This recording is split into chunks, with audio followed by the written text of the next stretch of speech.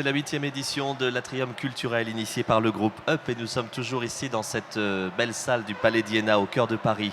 Nous allons parler théâtre, nous allons parler musique, nous allons parler sculpture, nous allons parler aussi littérature avec nos trois invités. Bonjour Gilles Hammet Dumio, merci de votre présence. Vous allez nous parler de ce livre à venir, Entre larmes et lumière, qui va sortir très prochainement. À côté de vous, Constantin Ruiz. Là, nous allons parler musique avec l'orchestre de Massy. Et puis avec vous, Jean-Baptiste Secler, c'est Auguste Rodin qui viendra frapper à la porte et vous nous parlerez de ce spectacle que vous avez déjà monté, que vous allez reprendre notamment au Lucernaire à la rentrée, après Avignon, dans le courant de l'été. En mars prochain. En mars. On en reparlera dans un instant. Je vais commencer avec vous, Gilles Hammet Dumio. Entre larmes et lumière, c'est le livre que vous allez publier aux éditions du Panthéon. C'est un livre qui prend place dans un grand parcours, une grande aventure. Je vais vous demander en quelques mots de vous présenter. Qui êtes-vous? Qui se cache derrière ces lunettes? Oui, c'est un grand... Bon, on a 2 minutes, pas plus. D'accord. Donc, voilà, moi je viens du spectacle. Je viens d'une famille qui a déjà beaucoup écrit. Mon grand-père, ma mère écrivaient sans éditer, mais écrivaient beaucoup. Et puis il a fallu que j'attende d'avoir un âge certain pour oser me mettre à l'écriture. Une fois que la famille est partie, que mes parents sont morts, je me suis senti le droit d'écrire et voilà, et je me suis lancé dans cette écriture-là. Alors le livre vient après donc un parcours artistique que vous allez peut-être nous détailler, mais aussi après des épreuves de vie, que ce soit la maladie, que ce soit des moments douloureux d'un parcours. Parlons d'abord de votre parcours artistique. Qui étiez-vous? Mon parcours artistique, je viens du music-hall. Je viens du music-hall, donc je créais des spectacles, je jouais aussi en spectacle sur scène. J'ai vécu en Turquie avec mon spectacle de nombreuses années. On a été au Japon, on est allé un peu partout. Et puis un grave accident a fait qu'il a fallu que j'abandonne la scène. Je suis resté quelques années loin de tout ça. Et puis, grâce à mes amis artistes, j'ai eu des beaux soutiens qui m'ont aidé à passer ce cap. Et voilà, je suis arrivé à l'écriture. On en reparlera dans un instant, mais c'est-à-dire qu'entre le moment où il y a eu ce côté festif dans votre parcours, avec ce cabaret dans lequel vous travaillez en Turquie, et puis ensuite tous les aléas de la vie, il y a eu des moments à affronter, et c'est ce que vous racontez dans cet ouvrage. Avec vous, Constantin Ruiz, merci. Nous parlons musique. Présentez-nous l'orchestre de Massy. Merci. C'est une œuvre familiale en quelque sorte. Oui, effectivement, c'est une œuvre familiale puisque c'est un orchestre qui a été créé initialement par mon père. Alors, on a la chance d'être dans une maison, on a la chance d'occuper une maison qui est l'Opéra de Massy, qui est vraiment une maison magnifique, qui est le seul véritable opéra hors de Paris, en région parisienne hors de Paris, puisqu'on a à Paris la chance d'avoir des maisons d'opéra vraiment magnifiques, mais là, voilà, c'est une maison hors de Paris, et donc on a la chance d'occuper cette belle maison pour faire une dizaine de productions d'opéra par an, mais aussi des concerts symphoniques. Et puis par ailleurs, ça moins pas trop avec l'orchestre, mais aussi du théâtre, de la danse. Donc voilà, on a sur toute la saison quelque chose qui est très varié à la fois en termes de lyrique, de symphonique et aussi de concert. Vous-même, vous êtes violoncelliste de formation? Oui, tout à fait. Ça a été vraiment la première partie de ma vie. Et puis après, je me suis dirigé plutôt vers une carrière de chef d'orchestre, ici à l'Opéra de Massy, et puis ailleurs aussi dans d'autres contextes avec d'autres orchestres. Vous travaillez aussi parfois pour accompagner des musiques de films avec une autre structure en parallèle. Oui, tout à fait. J'ai créé il y a maintenant presque une dizaine d'années un orchestre professionnel qui est dédié vraiment aux musiques de film, qui s'appelle le Symphonia Pop Orchestra, avec lequel on fait des projets qui sont vraiment à la jonction entre des projets de musique classique, donc avec un orchestre classique, et puis à la jonction avec le monde des musiques de film, du monde de l'animation, voilà, de toutes les cultures qu'on pourrait dire un petit peu alternatives, mais avec un orchestre symphonique. Et j'ai vu qu'au salon, cet après-midi, on avait le Grand Rex. C'est une salle dans laquelle on s'est produit de nombreuses fois. Dans la programmation, on va parler de celle à venir, mais vous avez eu une belle saison aussi sur 2019. J'ai cru voir passer un Madame Butterfly, me semble-t-il, peut-être une Traviata aussi. Absolument, alors pas la Traviata, puisque la Traviata c'est un autre projet, mais effectivement on a fait une Madame Butterfly là au mois de mars. On a eu aussi une belle production de Rigoletto en coproduction avec l'Opéra de Monte-Carlo qui a été, donc là c'était au mois de mai. On a fait un petit peu plus tôt dans la saison Les Noces de Figaro de Mozart, voilà, et puis d'autres projets symphoniques entre tout ça. Qui sont les musiciens qui vous accompagnent à l'Opéra de Massis?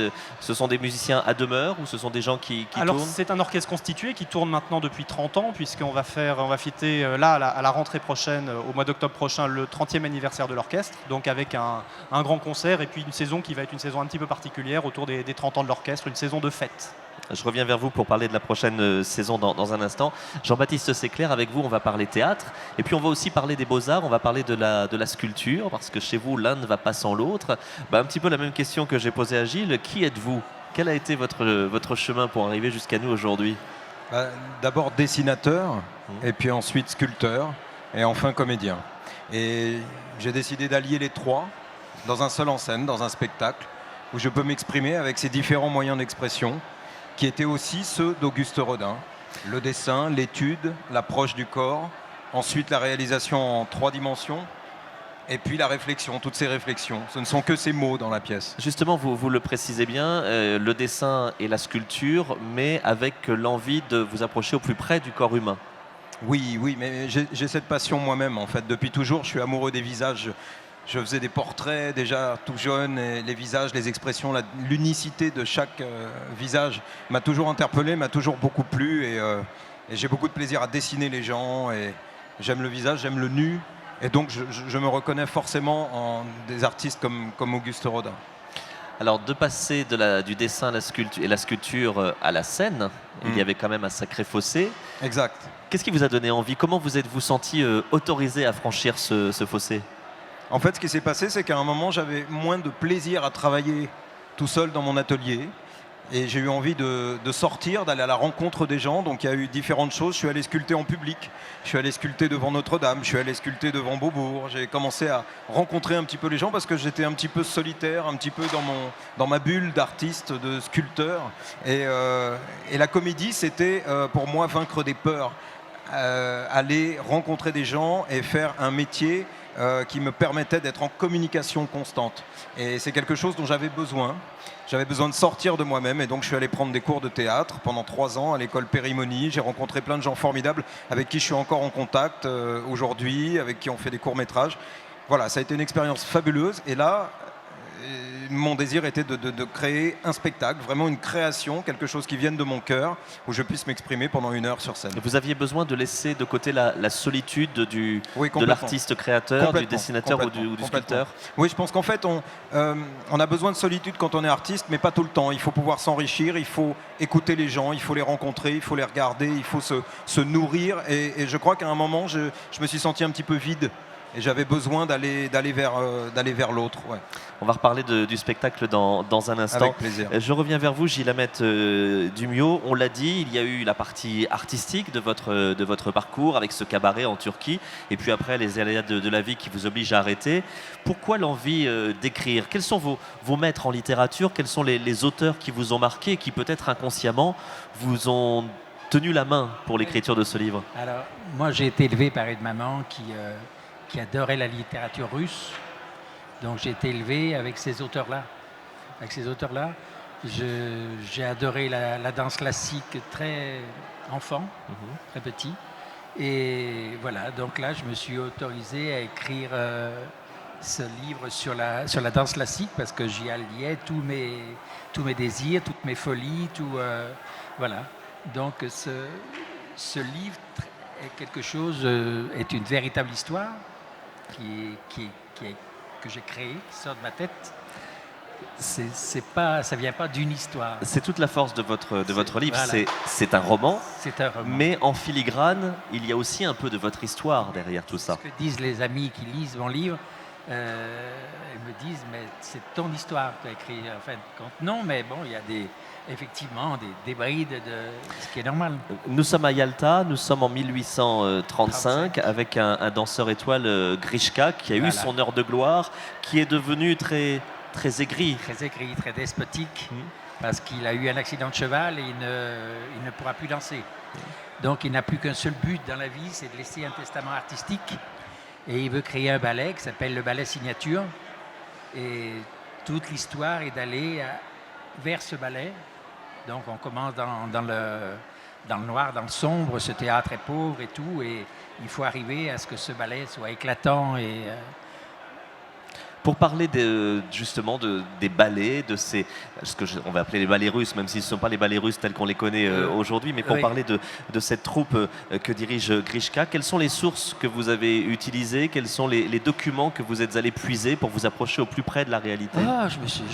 J'ai lu beaucoup, j'ai beaucoup acheté de livres, je me suis beaucoup documenté pour être au plus près, même au niveau des...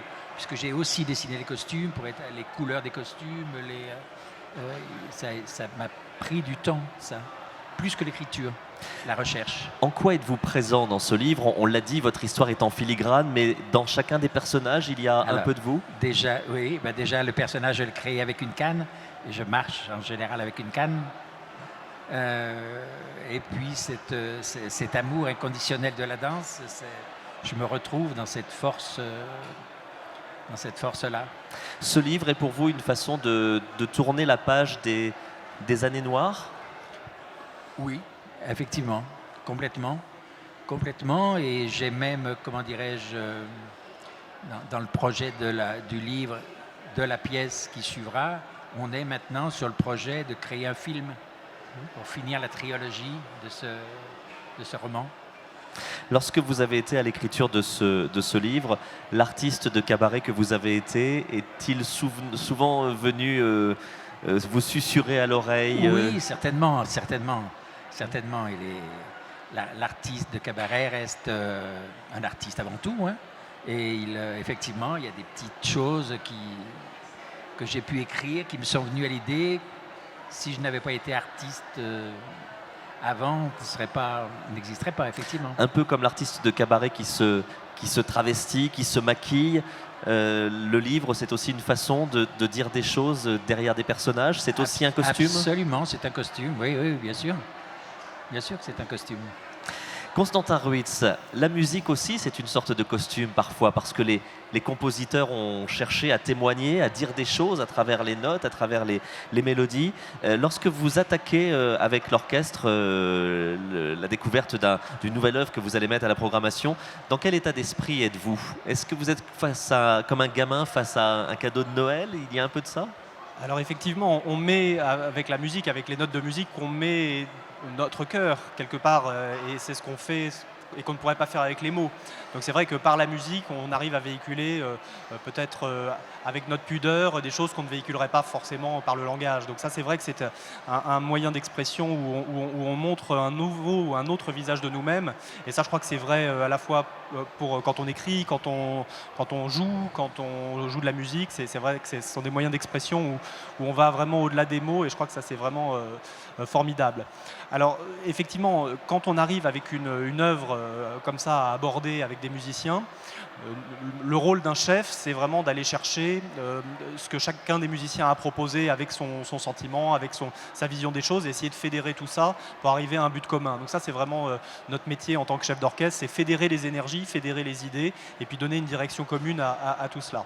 Et on arrive toujours effectivement avec cet état d'esprit-là, et voilà. Et parfois, ça peut donner l'occasion de confronter des points de vue, parfois avec des divergences, et puis voilà. Tout le travail, ça va être de trouver cette vision commune et cet esprit commun pour arriver. Parfois ça marche pas, mais en général on essaye vraiment de faire tout ce qu'on peut pour que ça fonctionne. Alors présentez-nous cette saison à venir à l'Opéra de Massy. Qu'allez-vous nous proposer? Quels sont les spectacles qui vont être à l'affiche? Alors on va avoir évidemment beaucoup de choses, avec en particulier donc, dans le lyrique, donc sur l'opéra, quelques temps forts qui vont être Don Giovanni de Mozart. Ça c'est vraiment, on fait en général un Mozart par an, donc l'année dernière c'était les Noces de Figaro. Là c'est Don Giovanni avec une production qui va être avec une mise en scène plutôt classique.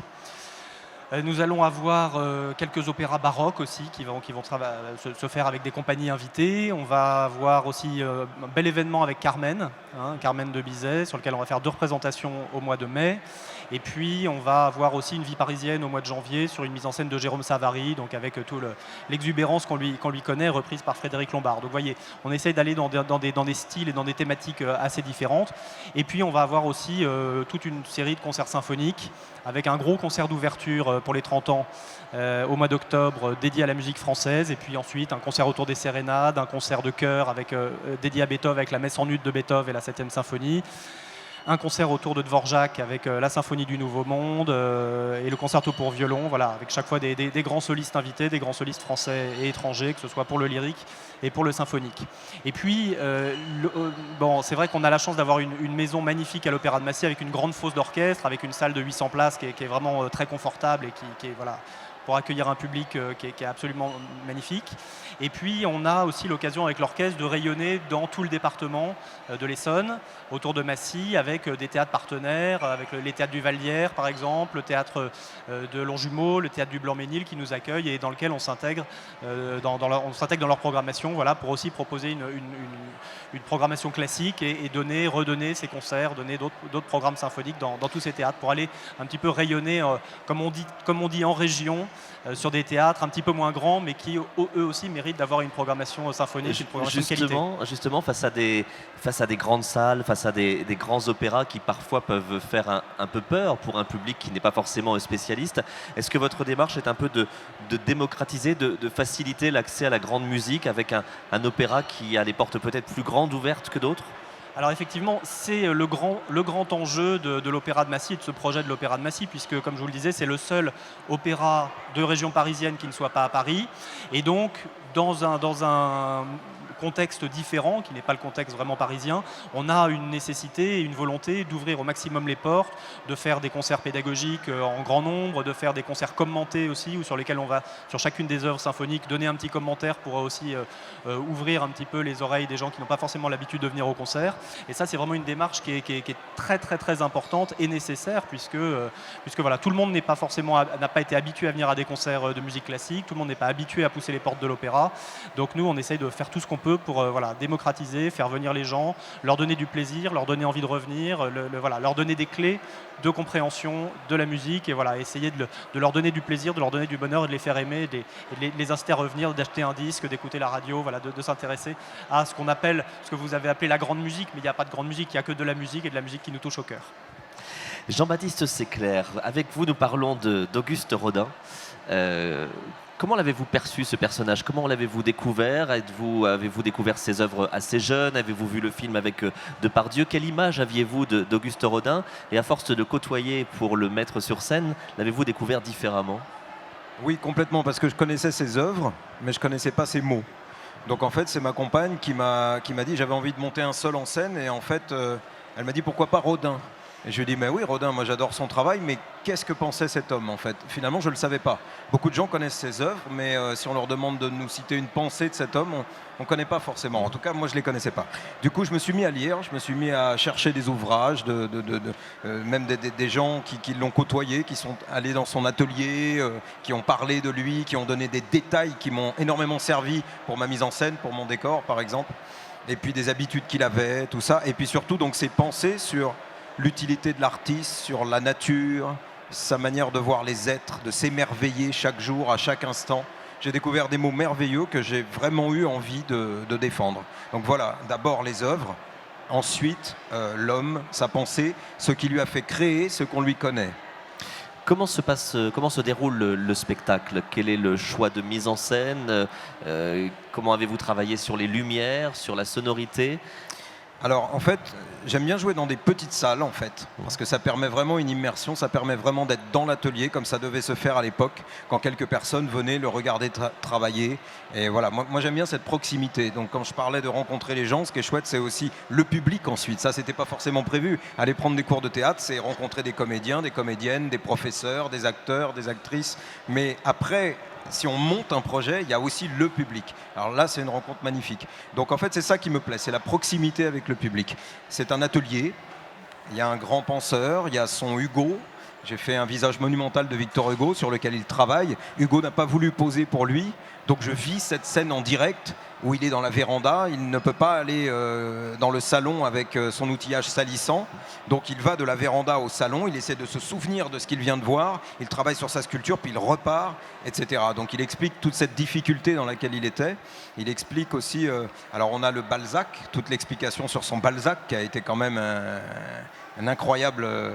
ça a été, enfin on en a parlé dans tous les sens, avec les mots les plus terribles.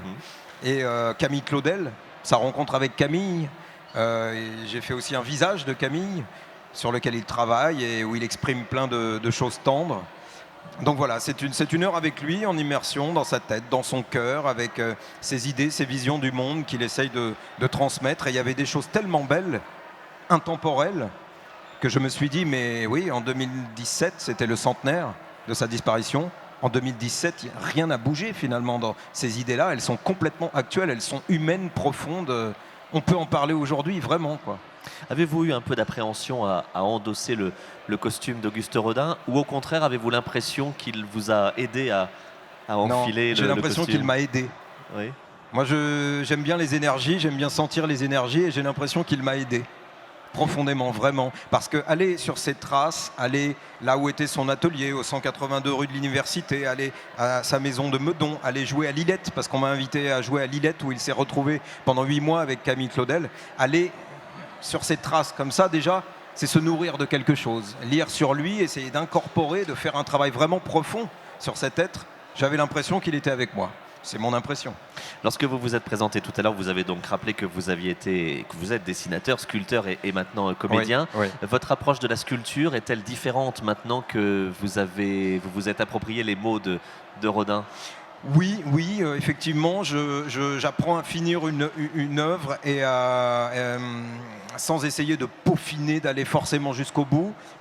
Une fois que j'ai atteint l'essentiel, j'essaye de la laisser. Et ça, je crois que c'était une grande qualité d'Auguste Rodin, et c'est ce qu'il a pu m'apprendre, c'est le lâcher prise, faire confiance à la main, faire confiance à l'œil, et ne pas chercher forcément à aller dans le moindre détail, si finalement le sentiment est là, et que le résultat est là. Je me permets de citer une critique de Vaucluse Matin qui a écrit « Jean-Baptiste Séclair donne des coups de burin, polit la pierre, sculpte l'argile, griffonne en direct avec une célérité et une exactitude impressionnantes, un texte déclamé avec passion et profondeur, un hymne vibrant à l'art. » Et puis Le Parisien a tout simplement écrit « Auguste Rodin, c'est lui ». Vous êtes donc dans l'actualité Jean-Baptiste Séclair avec Le Penseur, que vous allez jouer en Avignon cet été. Absolument, au Théâtre Essaillon. Et puis on vous retrouve ensuite au Lucernaire. Voilà, à partir de mars 2020. Ouais. Merci beaucoup à vous également, Gilles Ahmed Dumiot, de nous avoir rendu visite. Votre livre, dont nous avons ici la couverture, Entre larmes et lumière aux éditions du Panthéon, avec un projet de sortie pour le mois de septembre, si je ne m'abuse. Merci à vous de votre visite. Et puis merci, Constantin Ruiz, d'être venu nous parler de la saison de l'Opéra de Massy.